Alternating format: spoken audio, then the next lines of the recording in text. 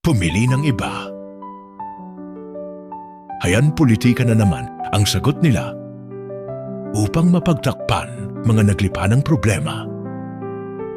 May gustong iwasan kaya inililihis ang istorya sa mga alingas-ngas ng korupsyong kasangkot sila.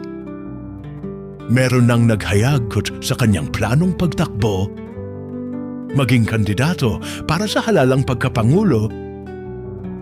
Napakaaga pa upang mag-isip ng ganito.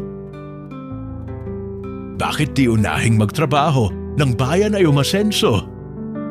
Sukdulan na ang kahirapan sa bansa ngayon. Mga nangungobyerno at liderato, walang maayos na solusyong aksyon.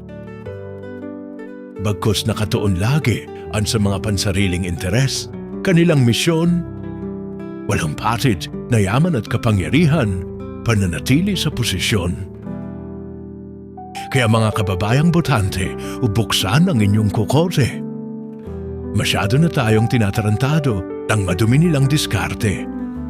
Matagal na tayong nabudol sa puro mga pangakong sinabi. Walang natupad kahit isa. Kasaganaan tinuran pala ay para lang sa kanilang sarili. Napakatanga mo nang talaga kung ikaw pa'y mapapaniwala. Sa sasabihing paraiso, yung politikong wala namang nagawa.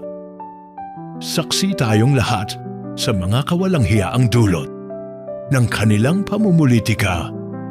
Kaya sa darating na eleksyon, parang habag nyo na. Pumili na ng iba.